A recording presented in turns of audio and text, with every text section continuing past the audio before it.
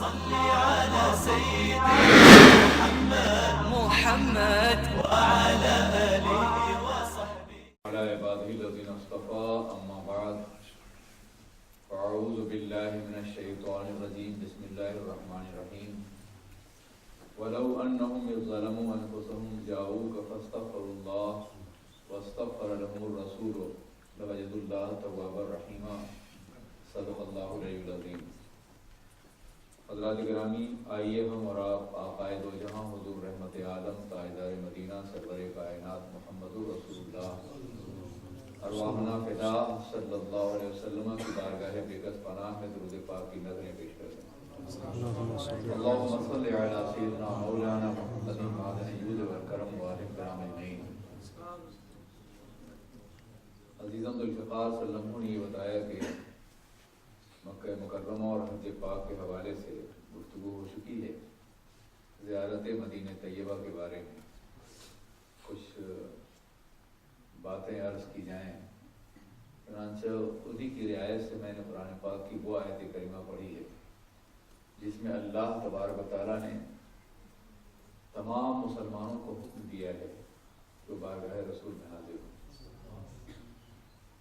اللہ کے رسول کی بارگاہ میں حاضری کا حکم اللہ تبارک و تعالیٰ نے عطا فرمایا ہے، اور خاص طور پہ ان لوگوں کے لیے جو گناہوں میں ڈوبے ہوئے ہوں، جن سے غلطیاں ہو گئی ہوں، جن سے ارتکاب کبائر ہوا ہو، جنہوں نے اپنی جانوں پہ ظلم کیا ہو۔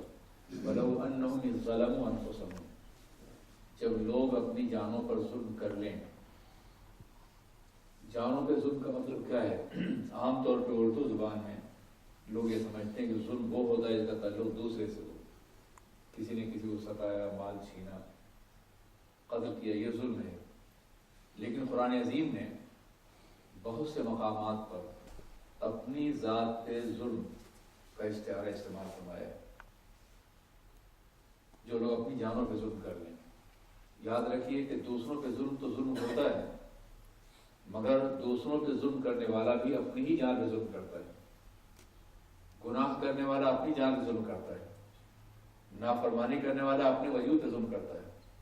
ہمیں دعا عطا فرمائے گی، ربنا ظلمنا انفسنا، اے اللہ ہم نے اپنے جانوں پر ظلم کیا ہے۔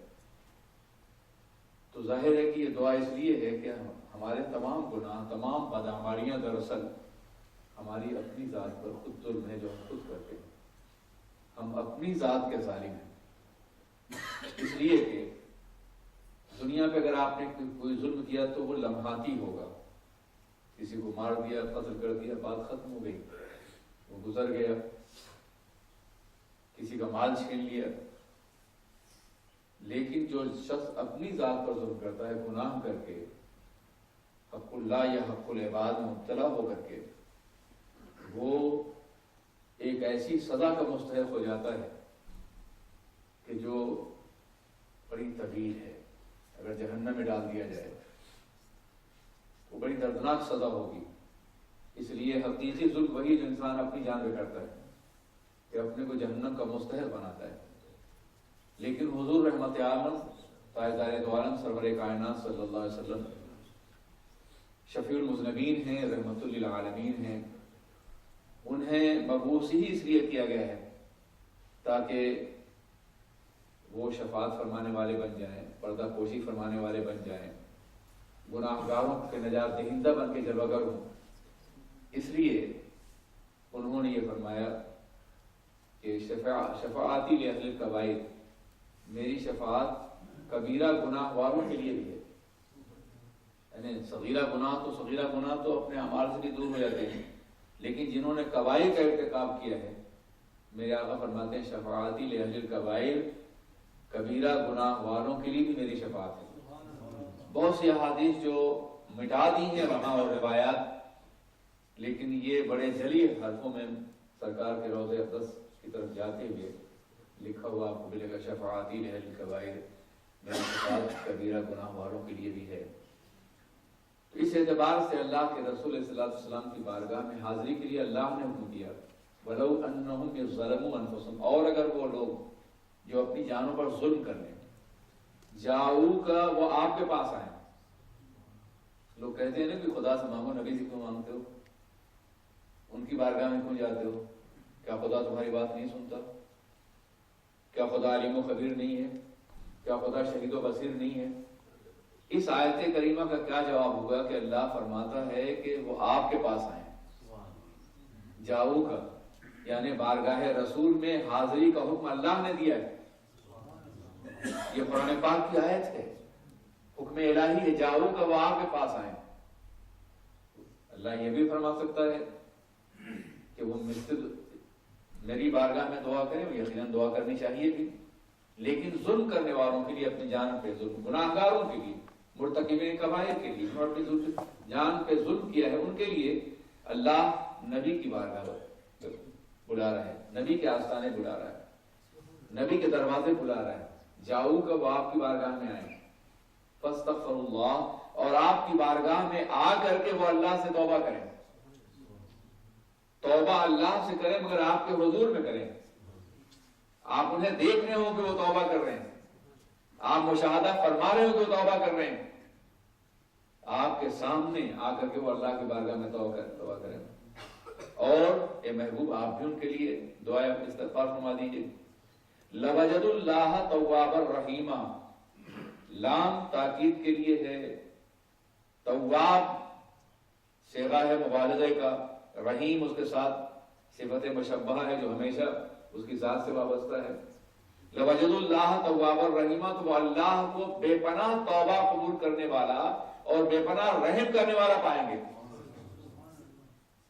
میری بارگاہ میں آئے تو میں چاہوں تو بخش دوں، چاہوں تو نہیں، لیکن یہ میرا وعدہ ہے میرے محبوب کی جو آپ کی بارگاہ میں آ کے توبہ کرے گا، آپ کے روح زیبا کے سامنے، آپ کے چہرے پاک کے سامنے، آپ کے حجرہ مبارکہ کے سامنے، تو یقیناً میں اس کی توبہ قبول کروں گا۔ لوجد اللہ، وہ پائیں گے اللہ کو تواب بھی اور رحیم بھی۔ اگر تمام اور بھی احادیث مبارکہ نہ ہوتی مدینہ طیبہ سے متعلق تو یہ آیت کریمہ ہی عظیم ثبوت ہے اس بات کا کہ اللہ نے حکم دیا ہے کہ بارگاہ رسول میں حاضر ہو۔ اب آئیے خود سرور کائنات کا فرمان سماعت فرمائی، میرے آقا فرماتے ہیں من حج ولم یزرنی فقط جفانی، جس نے حج کیا اور مجھ پر میری بارگاہ میں حاضر نہیں ہوا، میری زیارت نہیں کی، من حج ولم یزرنی فقط جفانی، اس نے مجھ پر ظلم کیا۔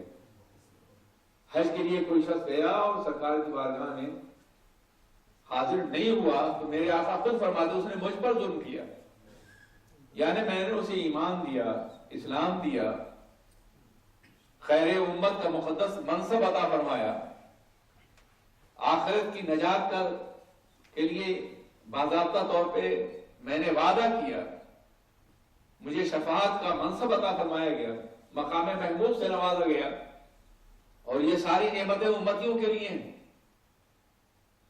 اور پھر وہ میرے شہر میں آ کر کے، میرے قریب آ کر کے مجھ سے نہ ملیں تو قلب رسول کو تکلیف تو ہوگی۔ بلا تفصیل عرض کر رہا ہوں، فرض کیجئے ایک شہر میں آپ کے والد صاحب رہتے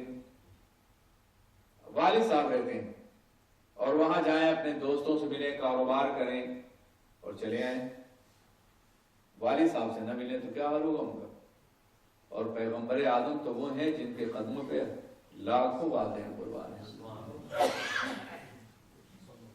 ان کا مقام تو بے پناہ بلند ہے، اتنا بلند ہے کہ جہاں کوئی بھی سہارا نہیں دے گا وہ سہارا دیں گے، جہاں ماں باپ ساتھ چھوڑ دیں گے وہاں بھی سہارا دیں گے وہ۔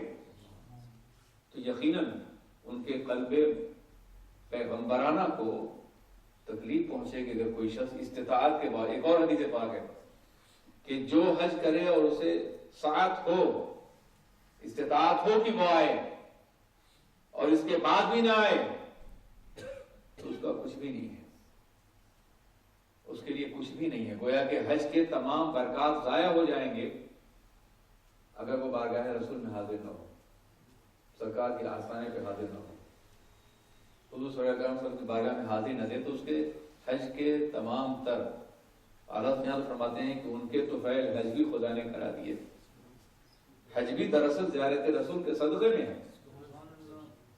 عزیزان ملت اسلامیہ، تو سرکار دو عالم صلی اللہ علیہ وسلم کے روضہ پاک کی زیارت یہ کہ از قریب بواجب ہے، اور اہل محبت کے لیے تو واجبات میں سے بلکہ فرائض زندگی میں سے ہے۔ تو ظاہر ہے کہ اتنا اہم فریضہ ہے، اور اگر انسان اس کی کوشش نہ کرے کہ بارگاہ رسول میں حاضر ہو تو بڑی محرومی کی بات ہے۔ مدینہ طیبہ ہے، کم و بیش 1000 سے زیادہ نام مدینہ طیبہ کے رکھے گئے ہیں۔ کچھ قرآن سے ماخوذ ہیں، جیسے حسنہ قرآن سے ماخوذ ہے، دارالہجرہ قرآن سے ماخوذ ہے، اسی طریقے سے طیبہ ہے، توبہ ہے، اس طرح کے بہت سے نام ہیں، اور ہر نام اپنے اندر ایک عظمت رکھتا ہے، ایک تاریخ رکھتا ہے، ایک پس منظر رکھتا ہے مدینہ طیبہ کی برکتوں کی۔ اسے دارالشفا کہا گیا ہے، دارالہجرہ کہا گیا ہے۔ عزیزان ملت اسلامیہ، مدینہ طیبہ کے بارے میں اللہ کے رسول صلی اللہ علیہ وسلم نے دعا فرمائی کہ اے اللہ،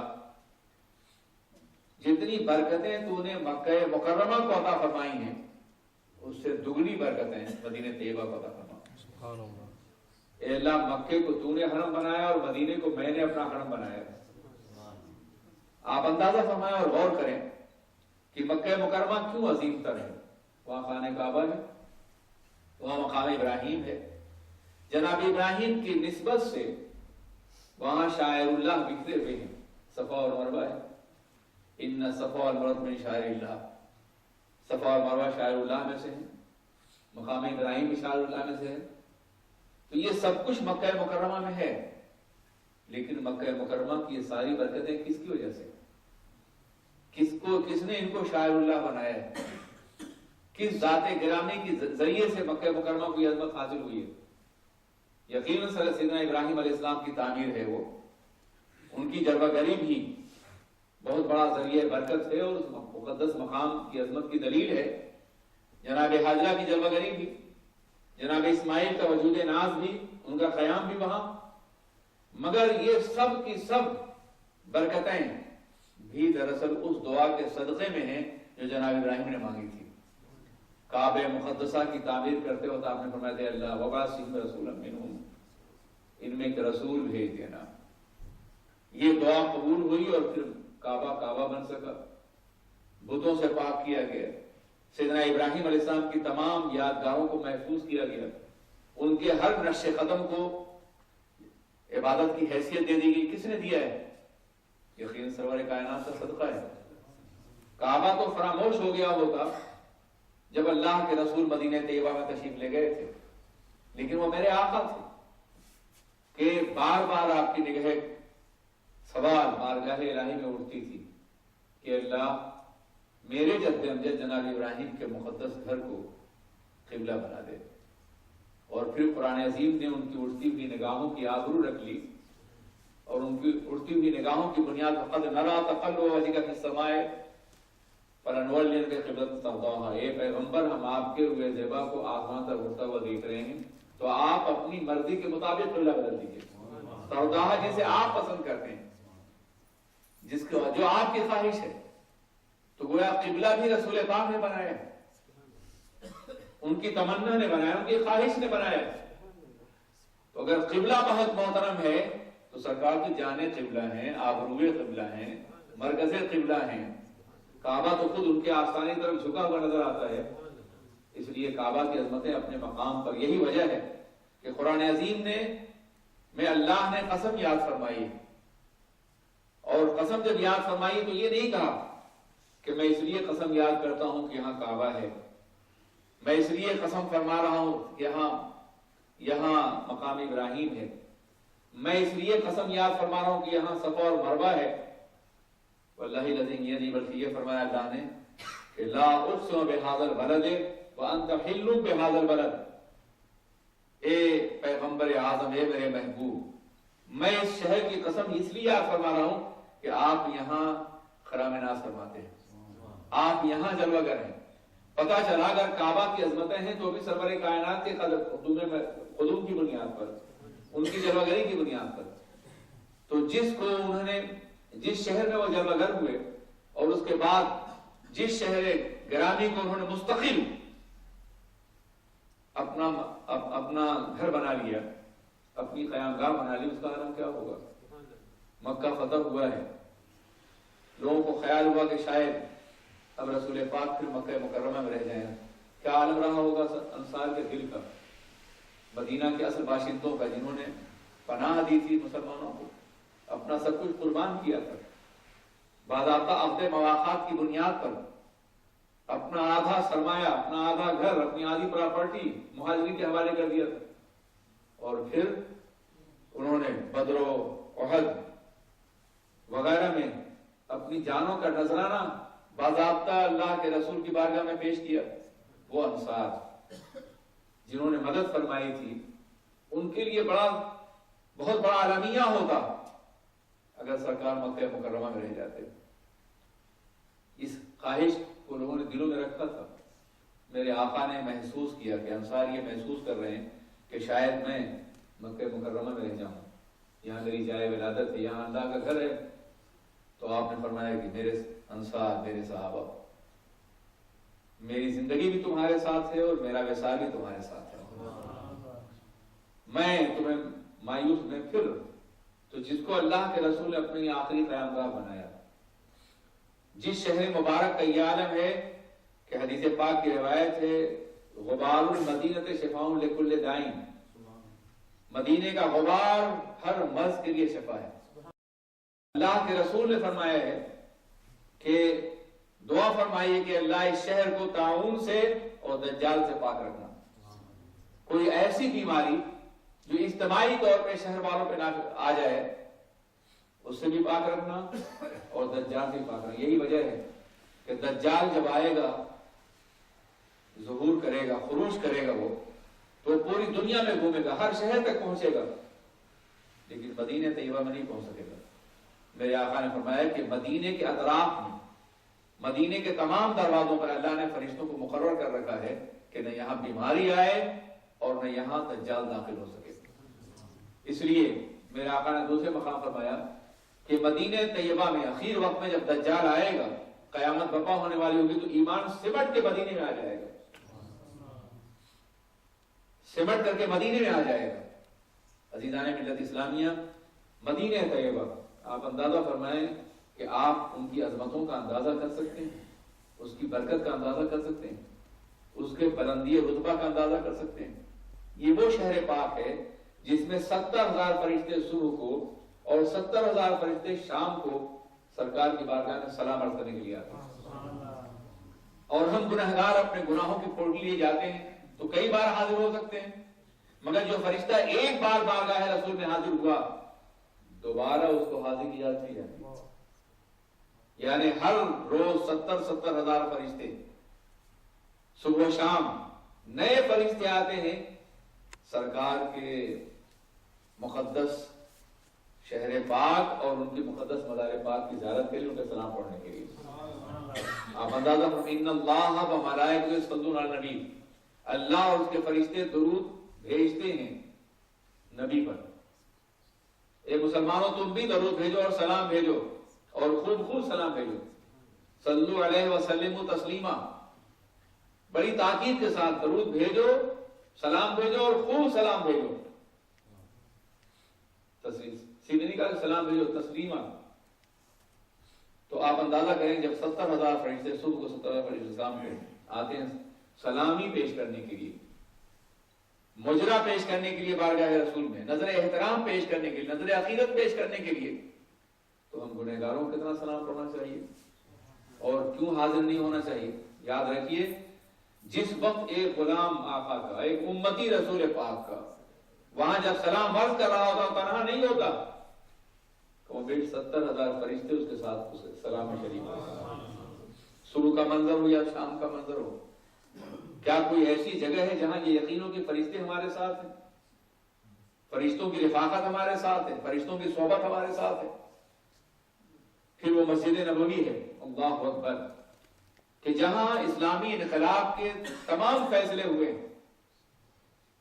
اسی مقدس مسجد میں وفود آیا کرتے تھے اور اللہ کے رسول علیہ الصلوۃ والسلام ان کی بیعت لیتے تھے، انہیں تبلیغ دین فرماتے تھے۔ وہیں سے اسلام کا آفتاب جلوگر ہوا ہے اور پوری کائنات میں چھایا ہے۔ یہ احسان ہے مدینہ طیبہ کا. اگر آپ نے ہجرت نہ فرمائی ہوتی تو آج نہ ہم مسلمان ہوتے اور نہ آپ مسلمان ہوتے. ہمارا ایمان بھی صدقہ ہے مدینہ طیبہ کا، اور آپ کا ایمان بھی طفیل ہے مدینہ طیبہ کا، اس مقدس سرزمین کا. میرے آقا نظر بدل ہوئے. آپ اندازہ فرمائیں اسلام کی پوری تاریخ مدینہ طیبہ سے وابستہ ہے. بدر ہو، احد ہو، خیبر ہو، خندق ہو، یہ سب کچھ مدینہ طیبہ ہی میں پیش آیا ہے. مدینہ طیبہ ہی میں اسلام جو ہے پورے حجاز مقدس میں اور پھر پوری دنیا میں پھیلا ہے. اسلام کا وطن اصلی مدینہ طیبہ ہے، مرکز اصلی مدینہ طیبہ ہے. ہماری عقیدتوں کا مرکز، ہماری محبتوں کا مرکز مدینہ طیبہ ہے. خاک طیبہ، ارض طیبہ، از دو عالم خوش ترست. اقبال کہتے ہیں کہ ساری کائنات سے بہتر وہاں کی مٹی ہے. وہاں کی مٹی پوری کائنات سے بہتر ہے. خوش طرح شہر کے دربے دل برس. وہ شہر کتنا عظیم ہے کہ وہاں محبوب جلوہ کرے. انسان جس سے محبت کرتا ہے اسی گلی سے بھی محبت ہوتی ہے.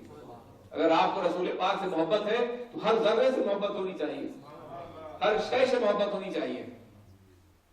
امام اہل سنت فرماتے ہیں کہ ارے سر کا موقع ہے اے جانے والے تو قدموں کے بل جا رہا، ہو سکے سر کے بل جا. امام مالک رضی اللہ تعالیٰ عنہ، امام دار الہجرہ، امام مدینہ، پوری زندگی مدینہ طیبہ میں آپ نے درس حدیث دیا ہے. پوری زندگی کبھی مدینہ طیبہ سے باہر نہیں گئے.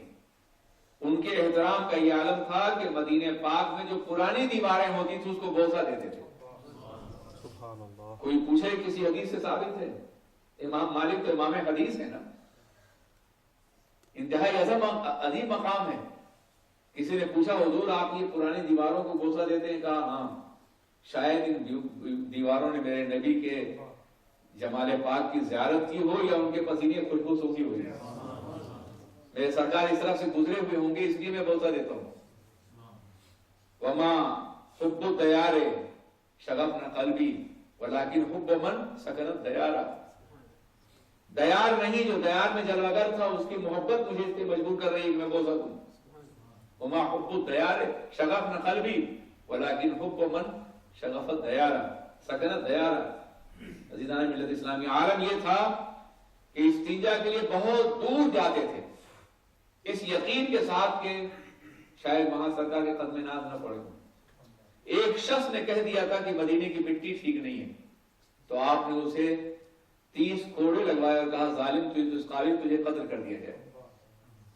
مدینے کے بارے میں کچھ کہہ دیا تھا اس نے کہ مدینے کی مٹی ٹھیک نہیں ہے، تو کہا کہ اس مٹی کی بات کر رہا ہے جسے میرے آقا جلوہ گر ہے، جہاں سرکار کے قدم ناز پڑے ہوئے ہیں، جس مٹی نے قدم ناز کو بوسے دیے ہیں، وہ قدم ناز جس کو عرش عظیم نے بوسا دیا ہے، جس کو جبریل کی ملکوتیت نے بوسا دیا ہے.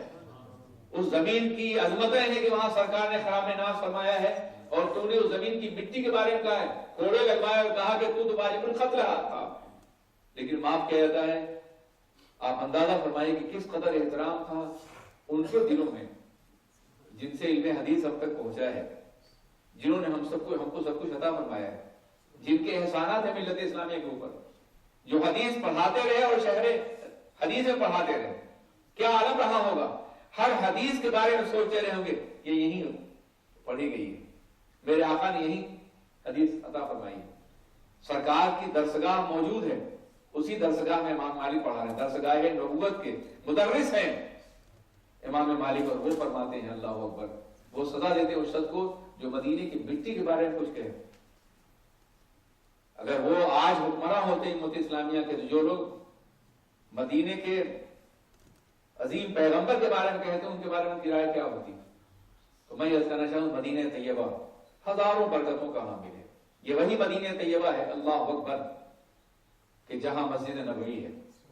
یاد رکھیے یہ شہر محض اتفاقاً سرور کائنات کی قیام گاہ نہیں بنا ہے، بلکہ یہ معمور شہر کو معمور کیا گیا تھا رسول پاک صلی اللہ علیہ وسلم قیام گاہ کے لیے.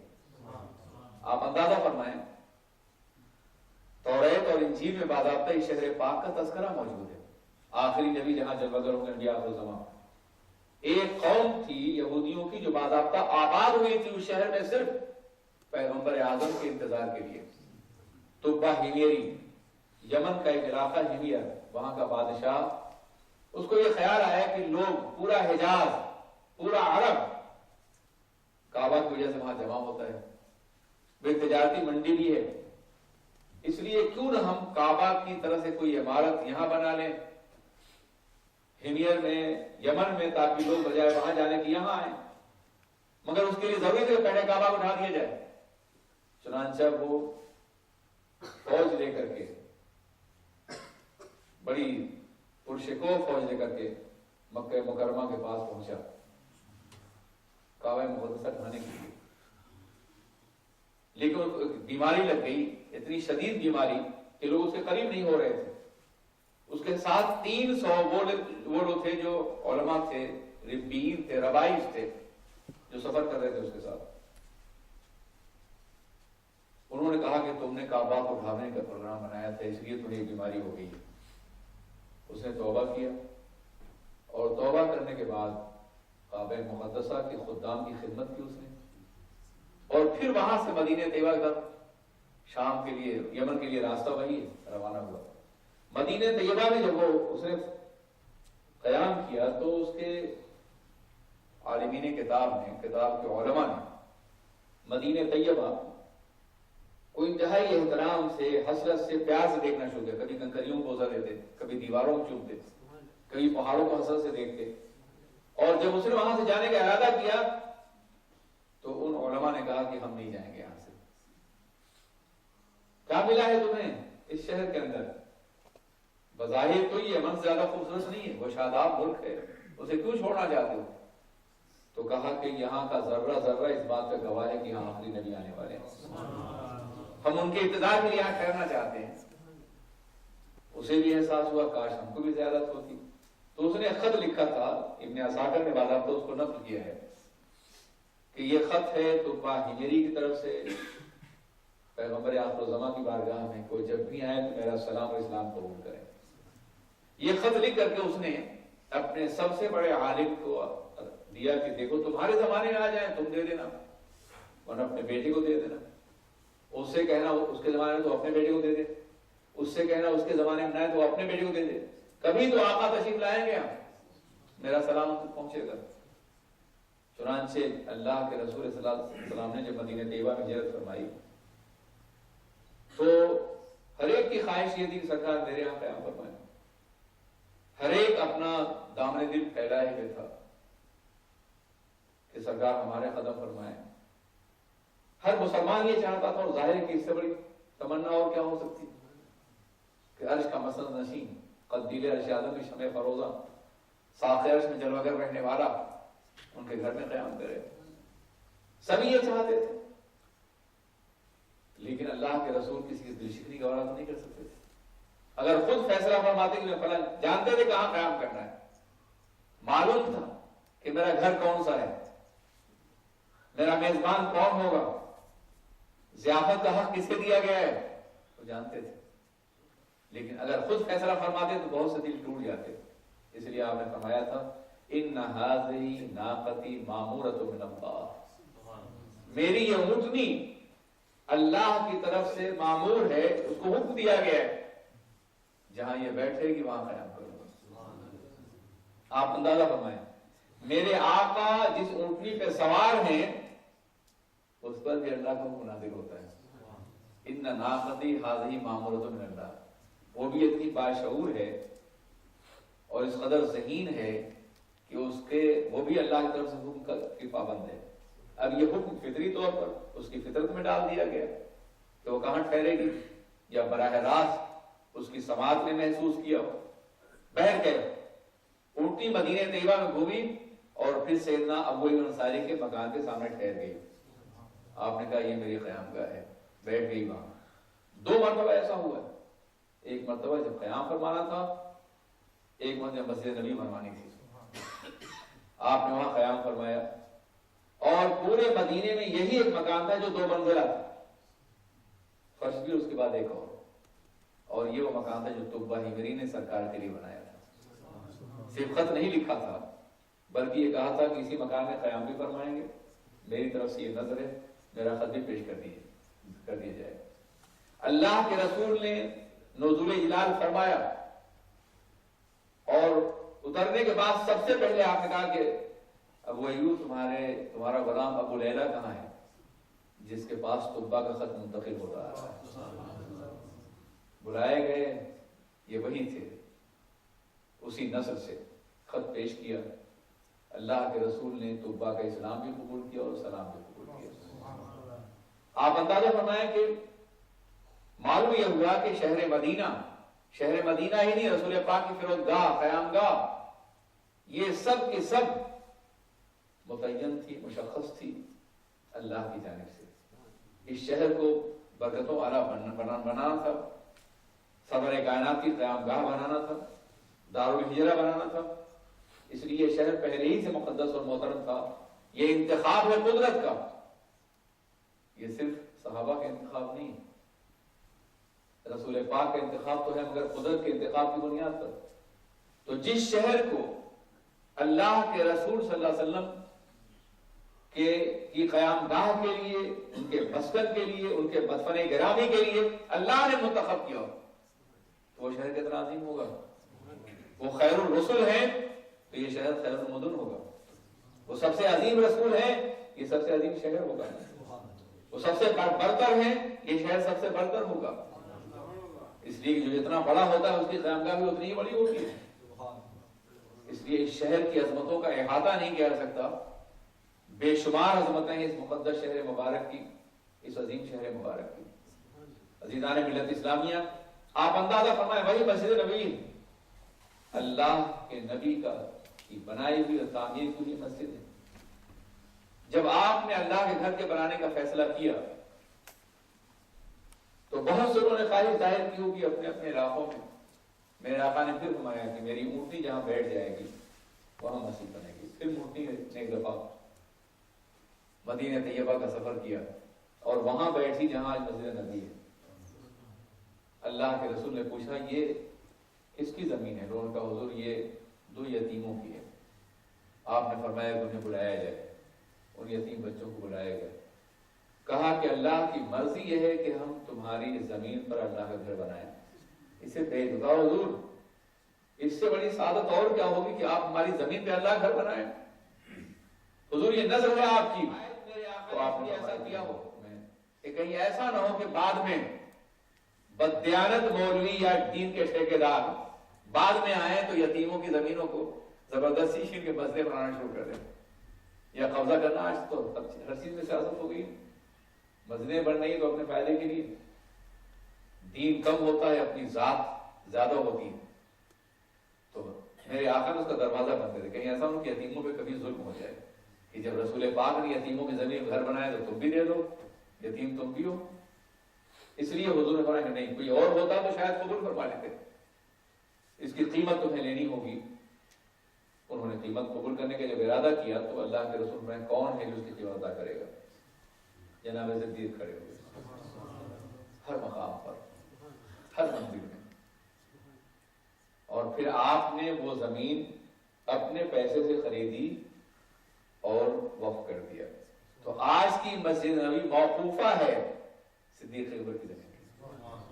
اگر ایک مصلی پر نماز پڑھنے والا قیامت تک نماز پڑھتا ہے تو اس کا ثواب مصلی بنانے والے کو ملتا ہے نا۔ کہا کرتا ہوں آپ سے، تو مجھے یہ بتائیے کہ جس نے مسجد نبی جس کی زمین بنی ہو اور جس میں ایک عبادت کا ثواب 50,000 کے برابر ہو، اور جس میں کروڑوں افراد ہمیشہ عبادت کرنے کے لیے سال بھر جاتے ہوں، اور جس میں 70,000 فرشتے بھی آتے ہوں، اولیاء اللہ آتے ہوں، انبیاء کرام کی ارواح طیبہ آتی ہوں، اس مسجد کے ثواب کا عالم کیا ہوگا اور جناب صدیق کے اعمال میں کتنا اضافہ ہو رہا ہوگا۔ اور لوگوں کے اضافے دروازے بند ہو چکے ہوں گے، وہیں کا اضافہ ہو رہا ہے، مسلسل قیامت تک ہوتا رہے گا، کوئی اندازہ کر سکتا ہے؟ یہی وجہ ہے کہ میرے آقا نے فرمایا تھا کہ آسمان کے جتنے ستارے ہیں اس سے زیادہ نیکیاں جناب عمر کی ہیں۔ اور پھر آپ نے جناب صدیقہ رضی اللہ تعالیٰ عنہ کے سوال پہ کہا تھا کہ مگر ابو بکر کی ایک نیکی عمر کی تمام نیکیوں کے برابر ہے. اور جناب عمر فاروق کہا کرتے تھے جناب والا وہ ایک نیکی مجھے دے دیجیے اور میری ساری نیکیاں لے دیجیے. وہ کون سی نیکی ہو سکتی ہے؟ یہ بھی ہو سکتی ہے بس نبی کے لیے زمین کا وقف کرنا، سرکار کے لیے باضابطہ غار ثور میں جان دینا، ہجرت میں شریک سفر رہنا، سرکار کے جسم ناز پر گر کر کے تمام ضربوں کو اپنے اوپر برداشت کر لینا، بدر میں ان کے خیمے کا طواف کرتے ہوئے باضابطوں کی حفاظت کرنا. عزیزان ملت اسلامیہ، اپنا سب کچھ غزوہ تبوک میں رسول پاک کی خدمت میں قربان کر دینا، اپنی 4 نسلوں کو باضابطہ رسول پاک کی بارگاہ میں حاضر کرنا. وہ تنہا ہے کہ باپ بھی صحابی ہیں، خود بھی صحابی ہیں، بیٹے بھی صحابی ہیں اور پوتے بھی صحابی ہیں. کوئی نہیں ہے جو اس مقام اور منصب کو پا سکے. عزیزان ملت اسلامیہ، اب آپ اندازہ کیجیے کہ آج جو مسجد نبوی ہے وہ صدیق اکبر کی موقوفہ زمین ہے، ان کی وقف کی ہوئی، ان کی زمین ہے، ان کی خریدی ہوئی زمین ہے. اب 70,000 فرشتے آتے ہیں تو ان کی زمین پہ آتے ہیں، کروڑ افراد حاضر ہوتے تو ان کی زمین پر. ہر سجدے کا ثواب کم از کم 1,000 سے لے کے 50,000 کے برابر ہوتا ہے تو ان کی زمین پہ ہوتا ہے. اولیاء کرام حاضر ہوتے ہیں اور سرکار کی بارگاہ میں حاضر ہو کے مقامات بلند حاصل کرتے ہیں انہی کی زمین پر. عزیزان ملت اسلامیہ، اور پھر ذرا سوچئے، صدیق نے اپنی زمین پر جنت اتار لی ہے، جنت اتار لی. ماں بین قبری و منبری غیر ضرورت من ریاض جنت، جو میری قبر و منبر کے درمیان میں ہے وہ جنت کی کیاریوں سے کیاری ہے. جنت اتار لی انہوں نے اپنی زمین پر، اور پھر اتاری نہیں ہے بلکہ روایتوں میں آتا ہے جب قیامت برپا ہوگی تو یہ پورا حصہ جنت میں منتقل کر دیا جائے گا. اسی کو جنت ہے آلریڈی، اور جو سچے دل سے وہاں داخل ہو گئے انشاءاللہ وہ جنت میں ضرور جائے گا، بشرطے کہ دل جھکا ہوا ہو، احترام کا ارادہ ہو، نبی کی عظمت اس کے دل کے اندر ہو.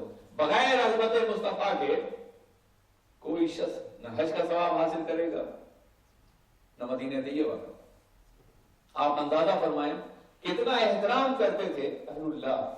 حضرت احمد بداوی رحمۃ اللہ تعالیٰ نے، جو سلسلہ قادریہ کے عظیم بزرگ ہیں، مصر کے عظیم ترین بزرگوں میں سے ہیں، وہ بارگاہ رسول میں حاضر ہیں تو عرض کرتے ہیں یا رسول اللہ، پہلے تو میں اپنی روح کو آپ کی بارگاہ میں بھیجتا تھا قدم بوسی کے لیے، آستہ بوسی کے لیے. ان کے 4 اشعار ہیں اسی طرح کہ پہلے میں اپنی روح کو بھیجتا تھا اور آج میرے آقا میں خود اپنے جسم کے ساتھ حاضر ہو گیا ہوں. تمنا تھی کہ آپ کے دست کرم کو بوسہ دیتا تو حضور نے ہاتھ نکالو، نے ہاتھوں کو بوسہ دیا. یہ آیت کریم وَلَوْ أَنَّهُمْ مِنْ ظَلْمُوا أَنفُسَهُمْ، جناب علی مرتضیٰ کی روایت کہ جب یہ آیت کریمہ نازل ہوئی تو ایک بادیہ نشین بدو احمد کہا کیجیے، بڑے عظیم لوگ تھے وہ، بدوین، بدو، یہ بڑی بےہودہ زبان ہے. بادیہ نشین، ان کا بادیہ جہاں اہل ایمان تھے عرش نشین تھے، وہ بڑے عظیم تھے. تو ایک بادیہ نشین دیہات کے رہنے والے صاحب ایمان، جب انہیں یہ آیت کریمہ ملی کہ اگر لوگ اپنی جانوں پہ ظلم کر لیں اور آپ کی بارگاہ میں آئیں اور آپ ان کے لیے اور اللہ کی بارگاہ میں استغفار کریں اور آپ ان کے لیے دعا تو اللہ کو تواب و رحیم پائیں گے. تو بڑی خوشی ہوئی انہیں. اور اس کے بعد وہاں سے دیوانہ وار مدینہ طیبہ رہا ہے. جب مدینے میں آئے تو ہر ایک سے پوچھا این رسول اللہ، اللہ کے رسول کہاں ہیں؟ جس سے پوچھتے اس کی آنکھوں سے آنسو ٹپک پڑتا. کچھ اس صدا سے اس نے میرا مدعا پوچھا، ڈھلک پڑا میری آنکھوں سے گوہر مقصود. مدعا ہے ساری کائنات کے رسول پاک، مرکز عقیدت ہیں، جان تمنا ہے، خلد نظارہ ہیں، شہر آرزو ہیں، قبلہ اطاعت ہیں، کعبہ انقیاد ہیں. وہاں سے دیکھنا عالم میری محبت کا، جہاں سے ابھی تو دور ہے صبح بہار کی منزل، ابھی سے کیسے نظر کو قرار آ جائے. وہاں سے دیکھنا عالم میری محبت کا، جہاں سے ملنے لگے کھجور کے سائے. بہرکیف جس سے پوچھتے وہ رو دیتا تھا.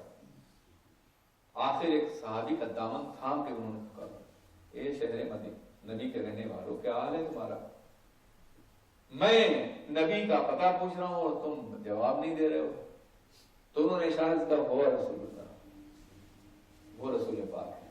دیکھا تو ایک تازہ قبر بنی ہوئی ہے. سمجھ میں آ گیا کہ سرکار کا وصال ہو گیا. ایک لمحے کے لیے ان کے ذہن یہ بات آئی کہ شاید یہ بات زندگی کے لیے ہوگی، شاید ایک لمحے کے لیے بات آئی. آج تو بعد ادب کہتے ہیں کہ یہ آیت ان کی حیات کے لیے تھی، آج جانا ضروری نہیں ہے. ارے ظالمو، جس کو قرآن نے محدود نہیں کیا ہے، پابند نہیں کیا ہے، کنڈیشنل آیت نہیں ہے یہ، اس کو تم کون ہوتے ہو پابند کرنے والے؟ کہیں اللہ نے کہا ہے کہ صرف ان کی حیات کے لیے؟ مگر صرف نبی کی بارگاہ سے روکنے کے لیے ساری سازشیں ہو رہی ہیں. بیٹھ کے وہ آئے اور پھر دیکھا قبر رسول ہے. تھوڑی دیر کے لیے ٹھہرے، آنکھوں سے آنسو، یا رسول اللہ ہم اپنے بھی کرم کو چھوڑ دیا، اب میں کہاں جاؤں اپنے گناہوں کا بوجھ لے کر کے؟ اپنے نفس پہ جو ظلم کیا ہے کہاں بخشا جائے گا؟ پھر اچانک ضمیر مومن نے کہا ہوگا وہ تو حیات ہیں، گئے اور قبر انور بھی گر گئے. آنسوؤں سے قبر کی مٹی تر کرتے رہے. پھر قبر انور سے آواز آئی، عربی جا تیرے گناہ معاف کر دیے گئے. یہ روایت مولا کائنات نے فرمائی، اور بھی دوستوں سے روایت موجود ہے. پتہ ہی چلا کہ آج بھی اللہ کے رسول گناہوں کو معاف کرواتے ہیں. آج بھی بارگاہ رسول سے ہی انذار دی، جا تیرے گناہ معاف کر دیے. خدا کرے کہ ہماری روح کی آواز بھی سن سکے کہ جا تیرے گناہ معاف کر دیے. آپ بھی حاضر ہوں، ہم بھی حاضر ہوں، اور وہاں سے سند مغفرت لے کر کے حاضر ہوں. اور پھر میرے آقا نے خود ہی فرمایا ہے کہ میری زندگی من زارنی بعد مماتی فکأنما زارنی فی حیاتی، جس نے میری زیارت انتقال کے بعد کی وہ ایسے ہی ہے جیسے زندگی میں زیارت کی. اس لیے امت مسلمہ کا متفقہ عقیدہ یہ ہے کہ سرکار کی بارگاہ میں حاضر ہونے والا بالکل ایسے ہی ہے جیسے مدینہ طیبہ میں ان کی حیات میں حاضر ہوتا تھا. اور ادب بھی اسی طرح کیا جائے گا جس کے لیے قرآن پاک نے قوانین فرمائے. ایک مقام پہ بعد مماتی ہے، ایک مقام پہ بعد موتی ہے. من زارنی بعد مماتی فکأنما زارنی فی حیاتی، جس نے میرے انتقال کے بعد میری زیارت کی.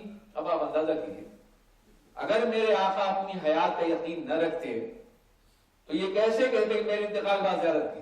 زیارت تو کسی وجود کی جاتی ہے نا، کسی حیات کی جاتی ہے نا. پھر آپ نے ارشاد فرمایا کہ میں اس کی شفاعت کروں گا جو میری زیارت کرے گا.